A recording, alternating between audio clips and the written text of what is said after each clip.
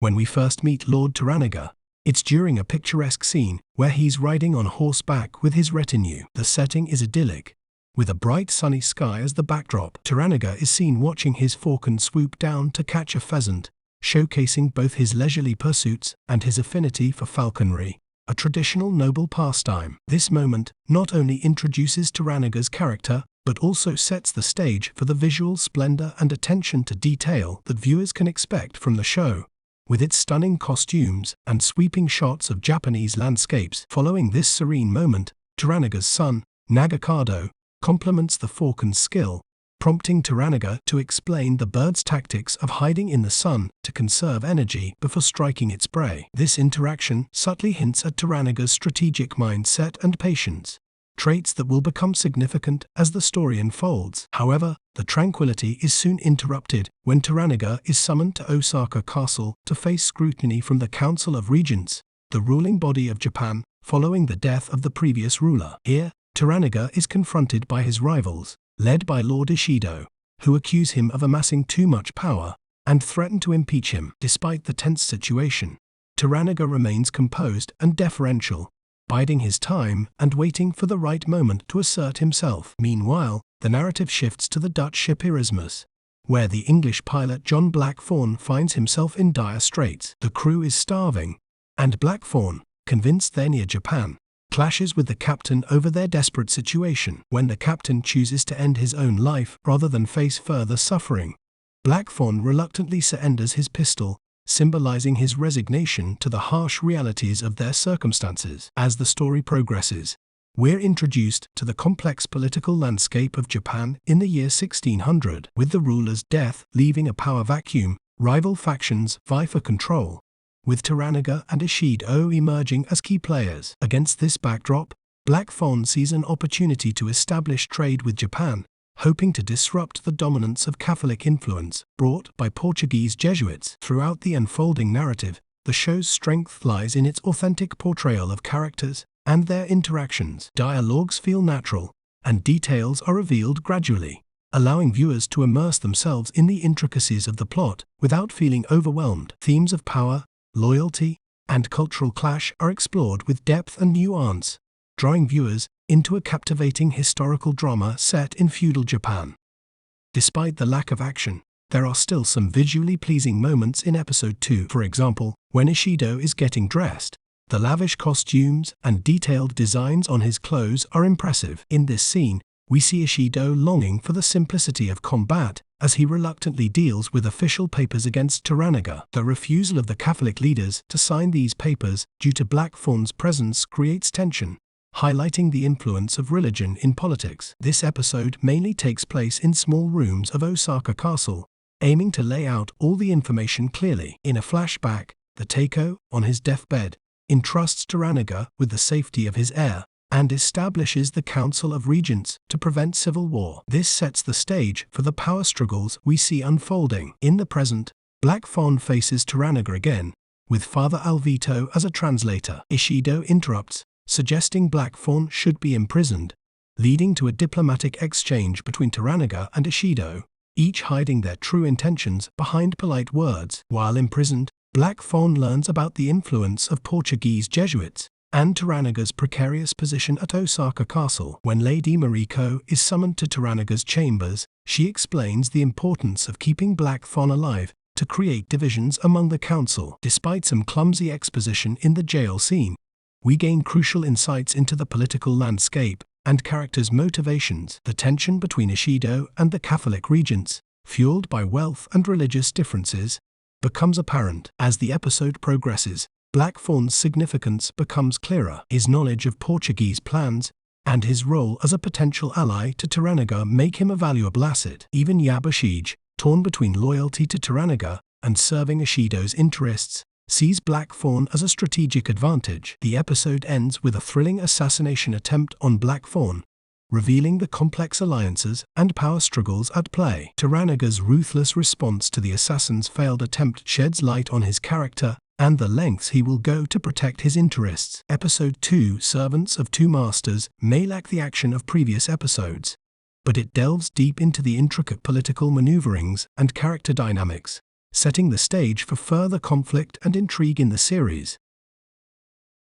In the gripping third episode of Shogun, titled Tomorrow is Tomorrow, tensions rise as Lord Toranaga orchestrates a daring escape from Osaka. Facing potential execution by his rivals, Toranaga fakes his wife's departure to create a diversion, allowing him and his loyal followers to flee the city. This strategic move comes at a cost, however, as Toranaga's son-in-law, Toda Buntaro, sacrifices himself in a valiant effort to buy time for the escape. Unlikely alliances.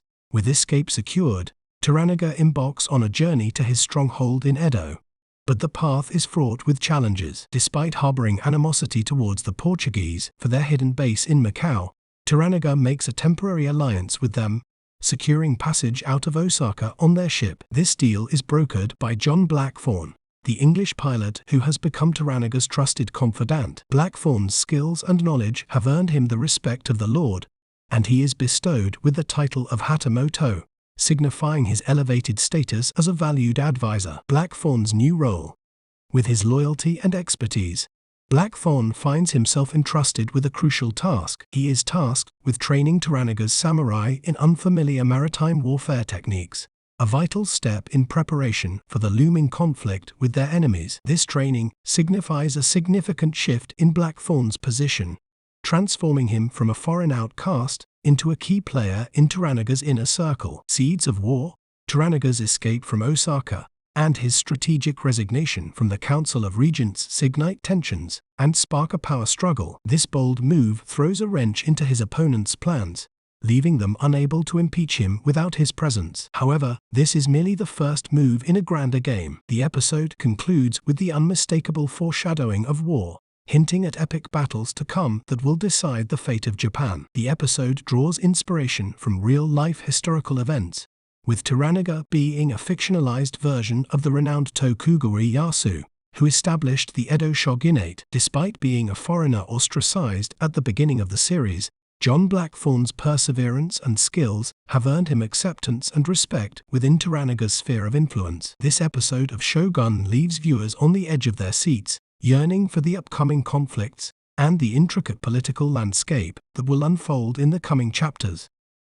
Key points from Episode 3, Escape Plan and Drama. To escape his enemies in Osaka, Lord Toranaga cleverly switches places with his wife in a covered carriage. John Blackthorne helps distract guards during a close inspection, creating a window for escape. Attack in the forest. During the escape, Toranaga and his group are ambushed by his rival's soldiers. A fierce fight ensues, with Mariko, Toranaga, and even Blackthorne joining in. Mariko's husband, Buntaro, a skilled warrior, stays behind to hold off the attackers, allowing Toranaga and others to escape. Mixed emotions. Mariko's reaction to her husband's sacrifice is complex. While she may not feel deep grief, she likely feels a sense of relief due to their strained relationship. To the sea. Toranaga and his people reach the docks and board boats to escape to his ship. John helps them evade a blockade by the Black Ship and other pursuers. New title and bond. John earns the respect of Toranaga, who grants him the title of Hatamoto, meaning banner guard or trusted advisor. Toranaga tasks John with teaching him new skills, like diving, marking a stronger bond between them. Mariko seems to be opening up to John more as well, possibly due to her changed circumstances. Future uncertainties. While John has gained favor, Toranaga pretends not to understand the translated documents, claiming he's a pirate. This hints at potential future challenges. The episode ends with a sense of hope for John and Mariko's connection, but the future remains uncertain.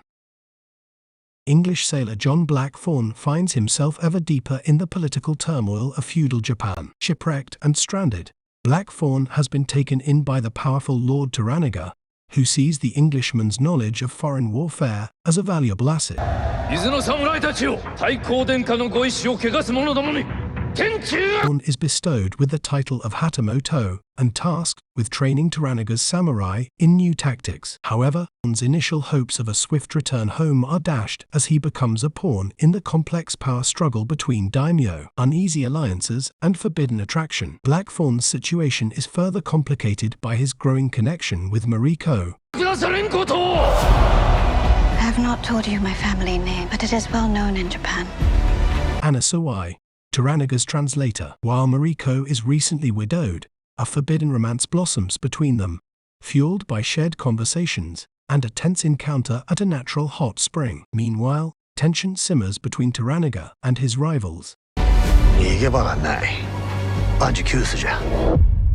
手立てがあるやもしれん。Particularly Lord Ishido, Toranaga's cunning vassal, Yabashige, navigates these treacherous waters, playing both sides for his own benefit. Yabashige sees an opportunity in Blackthorn's cannons, vastly superior to anything the Portuguese possess. He attempts to convince Lord Ishido that these cannons could be his for the taking. A shocking act of violence. The episode reaches a boiling point with the unexpected arrival of Lord Ishido's men. Led by Nabari Yozen, Yabashige scrambles to avoid punishment, managing to convince Yozen that his loyalty lies with Ishido. He proposes a demonstration of Blackthorn's cannons to solidify this supposed allegiance. However, tragedy strikes when Toranaga's impulsive son, Nagakado Yukikura, disrupts the demonstration. Viewing Yozen's presence as an insult, Nagakado launches a surprise attack. Hidden cannons unleash a devastating barrage, reducing Ishido's men to a bloody mess in a shocking act of provocation. The drums of war. The episode closes with the horrifying aftermath of Nagakado's actions. Yozen, though grievously wounded, survives to witness the dishonorable nature of the attack. Mariko's tearful expression reflects the gravity of the situation. With this act of violence, war has been declared. Blackthorn's hopes for a peaceful return home have vanished. He, Mariko, and the others are now caught in the maelstrom of a brutal war, a conflict fueled by ambition, betrayal, and a single impetuous decision. John Blackthorn, the English sailor thrust into the heart of Japanese politics, finds himself back in Ahiro, the village where his journey began. Last episode's promise of a new life is quickly dashed as Blackthorn realizes the true cost of his deal with Lord Toranaga. Not only is he stripped of his freedom and crew, but he's also expected to train Toranaga's samurai in foreign warfare, a task he's woefully underprepared for. Blackthorn's discomfort with his new surroundings is further amplified by the introduction of his consort, Fuji. However, his initial resistance softens as he learns of her tragic past. The episode delves deeper into the blossoming connection between Blackthorn and Mariko, Toranaga's translator. A late-night encounter at a natural spring hints at a growing intimacy, further complicated by Mariko's veiled past. Beneath the surface of apparent cooperation, a web of deceit is being woven. Yabashige, Toranaga's seemingly loyal vassal, is secretly plotting with Omi to betray Toranaga in favor of Lord Ishido. Blackthorn's unexpected skill with cannons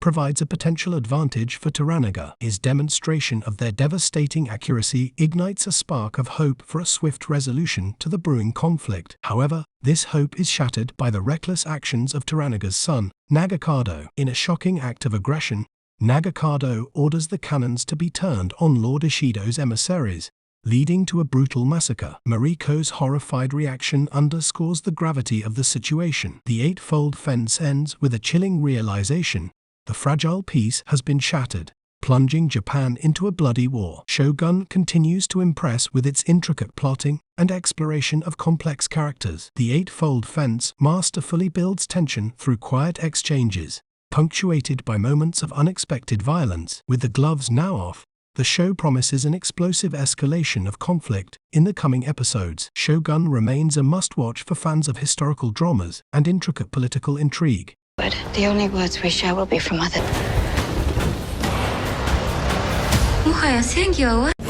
All of this is my doing. We should not be seen together from this day forward. I ask that my ship and my men be returned to me so that I may leave and not return. Buckle up, because episode 5 of Shogun, titled Broken to the Fist, is a wild ride. It's got everything: political maneuvering that would make Machiavelli blush, cultural misunderstandings so bad they're funny, and a natural disaster that shakes things up both literally and figuratively. The episode opens with Lord Toranaga storming in, a whole army at his back. He's furious with his son Nagakado for killing Yozen last week. You see, Nagakado was supposed to be a cunning falcon, a weapon in Toranaga's hand, not a bull in a china shop. Toranaga demotes his son on the spot and throws him out of favor faster than a bad sake hangover. Meanwhile, Yabushige, ever the schemer, tries to save his own skin by throwing his nephew Omi under the bus, but Toranaga, a master manipulator himself, sees right through it. Instead of punishing Omi, he rewards the young man's loyalty with the very command position Yabushige was hoping for. Talk about a power shift. This throws Yabushige's household into chaos, with suspicion and resentment bubbling like a forgotten pot of rice. Over on Blackthorn's side of things, life just got a whole lot more complicated. Remember Mariko's supposedly dead husband, Buntaro? Well, he's back, very much alive, and ready to stir the pot. Toranaga, with a mischievous glint in his eye, insists Mariko stay with Blackthorn as his interpreter. But guess who gets to move in too? Yep, Buntaro. Think sitcom with a lot more sword play and a whole lot less laughter. Things quickly go from awkward to disastrous. Blackthorn, bless his barbarian heart, hangs a dead pheasant outside his house to dry. The smell, well, let's just say it could clear a room faster than a shouted insult. When Mariko tries to explain the cultural faux pas, Buntaro, already bristling at the situation, takes it as an attack. Dinner is a tense affair, with a clash of cultures so loud you could practically hear the chopsticks snapping. As if things couldn't get any worse, Buntaro gets a little too friendly with Mariko after dinner, and Blackthorn, ever the protector, loses his cool. Their fight ends with a surprising apology from Buntaro, who blames the whole thing on too much sake. The next morning, Blackthorn learns a heartbreaking truth. Hiro, the kindly old gardener who buried the offending pheasant, is dead. The village headman, unable to tolerate disobedience,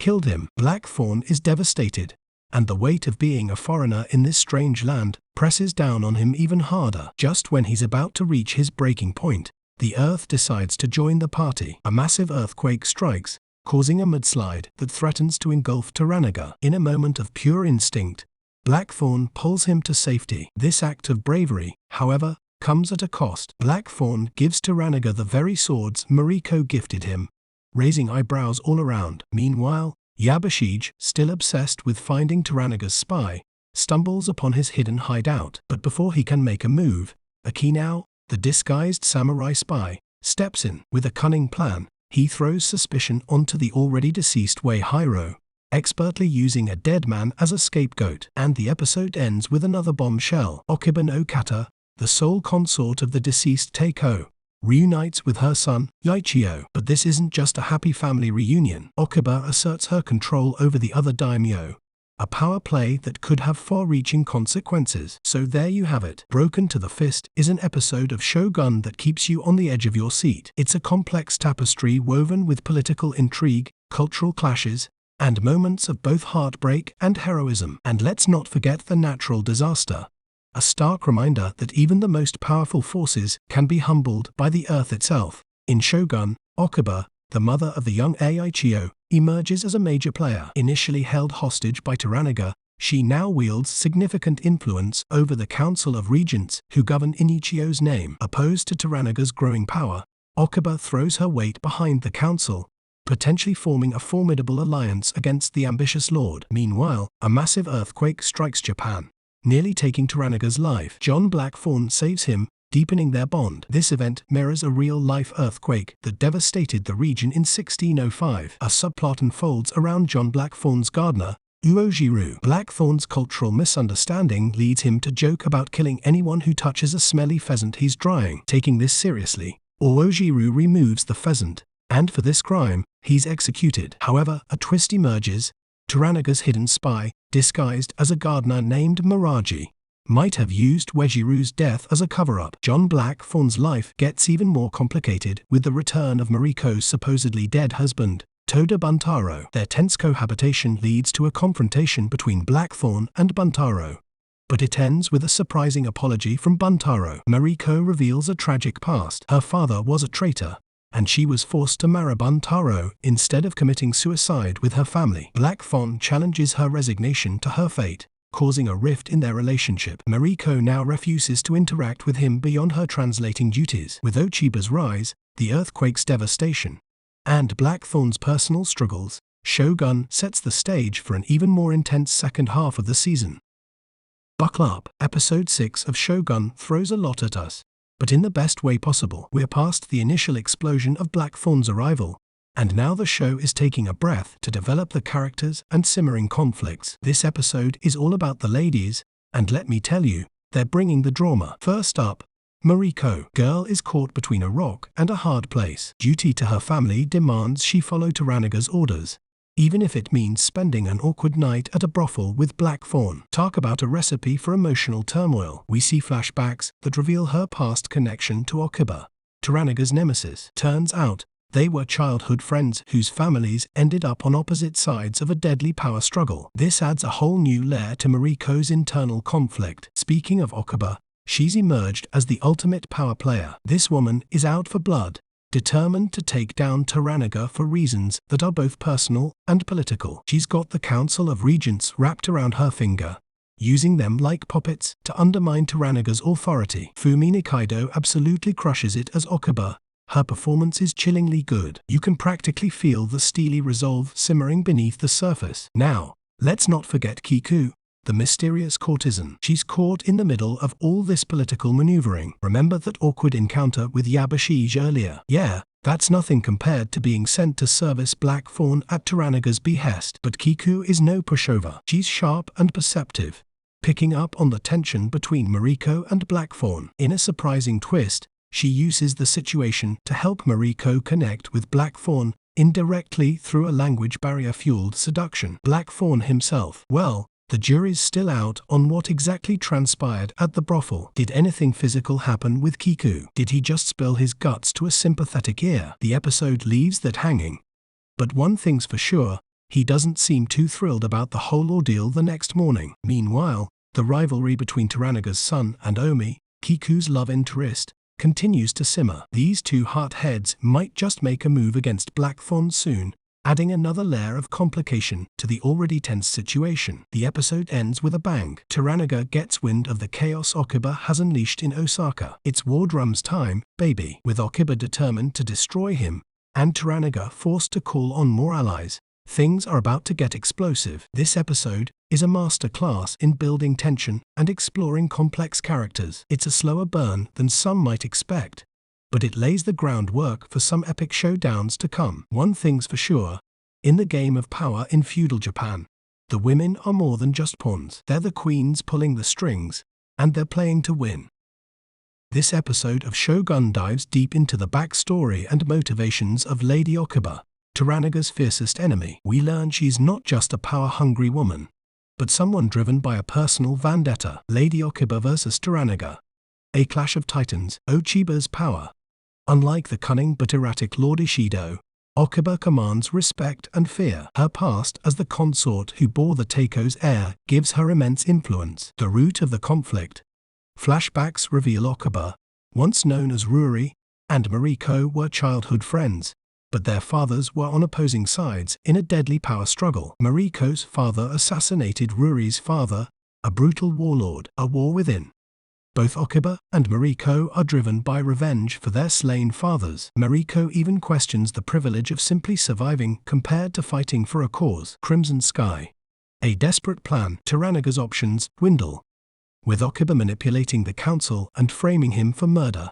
Toranaga's back is against the wall. The Crimson Sky plan. A risky but decisive attack on Osaka Castle to eliminate enemies and establish a new government with Toranaga at the helm. The Shogun dilemma. Toranaga doesn't want to be Shogun or launch a surprise attack, but Ochiba's actions force his hand. Black Fawn and Mariko. A forbidden connection. A shared moment of faith. In a beautiful scene, Black Fawn and Mariko unknowingly pray in their separate rooms, creating a sense of intimacy despite the physical barrier. The brothel encounter. Toranaga sends Black Fawn and Mariko, as translator, to a brothel. This is both a reward and a way to gauge their connection. Kiku, the wing woman or the brothel's star attraction. Kiku uses her skills to create a suggestive atmosphere for Black Fawn and Mariko through veiled language. The sexual tension is palpable. The episode ends with a bang, a touch of fire. As Black Fawn follows Kiku to the bedroom, a spark ignites between him and Mariko when their hands brush. Crimson Sky activated. News of a murdered council member, a pro-Toranaga holdout, seals the deal. Toranaga reluctantly declares Crimson Sky it will be. Overall, this episode is a turning point. We gain a deeper understanding of the character's motivations and see the stage set for a major conflict. The Black Fawn and Mariko storyline also heats up, leaving viewers wanting more. What happens if he surrenders? Toranaga-sama will be sentenced to death. I'll go on then. The Noose Titans. This week's Shogun throws our heroes, Lord Toranaga and John Blackfawn, headlong into a nightmare. Both men, having narrowly avoided death for so long, now face seemingly inescapable fates. Flashback Fury. The episode opens with a glimpse into Toranaga's past, revealing a brutal childhood victory shrouded in myth. This sets the stage for a tense reunion with his estranged brother, Seki. Betrayal's bitter fruit. Seki arrives, not as an ally, but as Toranaga's executioner. He's been swayed by Toranaga's enemies, leaving the ambitious lord with a devastating choice: surrender or launch a suicidal attack. Desperation's symphony. As Toranaga, the high cost of war. Nagakado's idealism.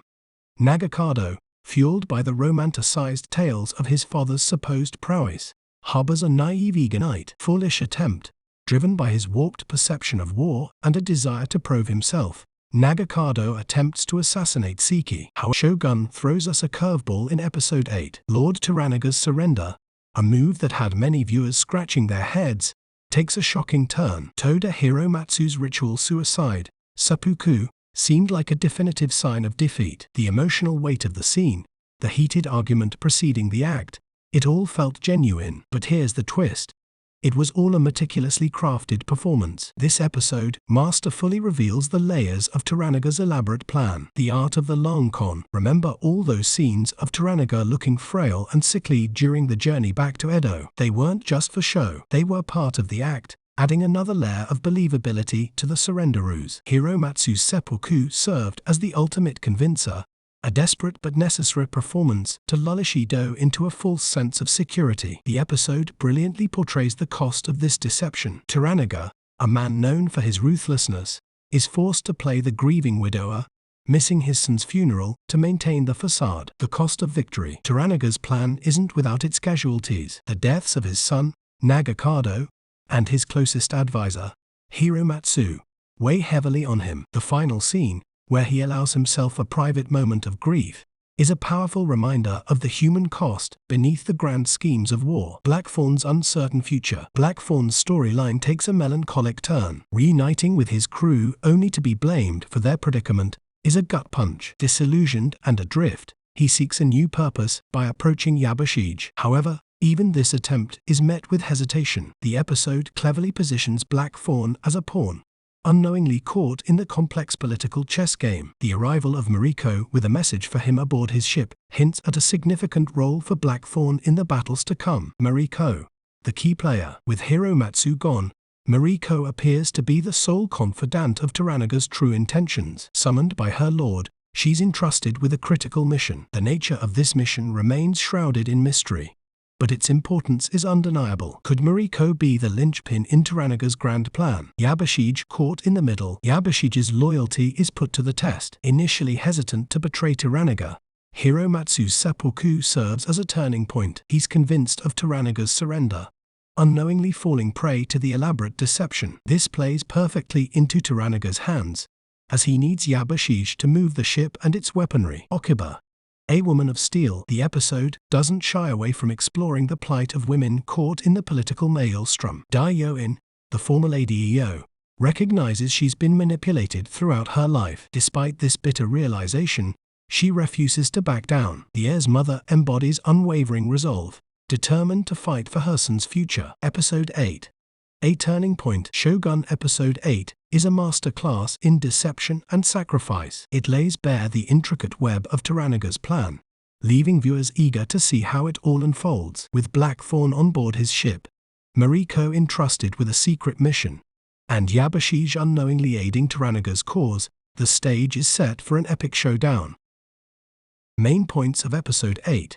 This episode stakes a surprising turn, revealing Lord Toranaga's surrender to be a well-orchestrated act. The emotional seppuku of Toda Hiromatsu was a performance, a desperate yet crucial part of the plan to convince Ishido of defeat. Toranaga masterfully played the role of a grieving, defeated leader, even feigning illness throughout the journey. This episode highlights the cost of such deception, with Toranaga finally allowing himself to mourn his son in private. John Blackthorne's story takes a melancholic turn. Reuniting with his crew only to be blamed for their misfortunes leaves him disillusioned. Meanwhile, Mariko emerges as a key player, entrusted with a secret mission from Toranaga that could determine the fate of Japan. Yabashige, initially hesitant to betray Toranaga, is ultimately convinced of his surrender by Hiromatsu's seppuku, unknowingly playing into Toranaga's hands. The episode ends with Mariko delivering a message to Blackthorne on his ship, hinting at his involvement in Toranaga's upcoming strategy. With the pieces in place and sacrifices made,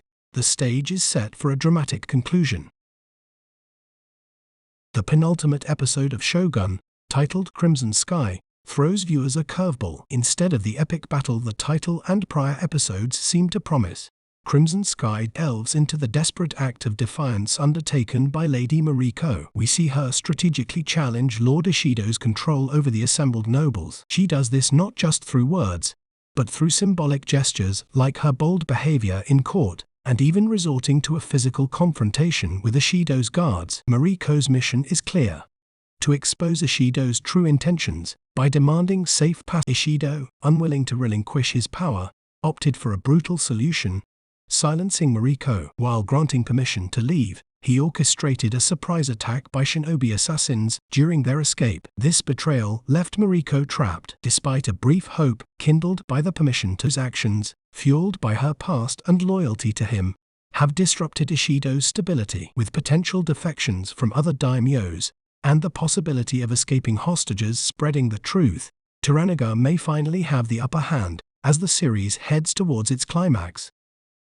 Shogun has been building towards its rendition of the Battle of Sekigahara since its inaugural episode. Each carefully plotted twist, cunning scheme, and tragic demise has propelled the ensemble cast toward this legendary conflict. A Dream of a Dream marks the culmination of Shogun's narrative arc, and it promises to be a profoundly divisive conclusion. Rather than culminating in a cathartic Game of Thrones-style battle, Shogun chooses to end its tale with a poignant exchange of words, the fulfillment of an age-old promise, and the assurance of a new era. The finale of Shogun begins with a provocative revelation. An elderly John Blackthorne lies in bed as his grandchildren admire the sword he acquired during his time in Japan. These visions appear to be glimpses of the life Blackthorne envisions for himself, rather than signaling the end of his journey. Devastated by the loss of Mariko, Blackthorne struggles to deliver a fitting eulogy, beseeching God to guide her to the afterlife. The explosion that claimed his beloved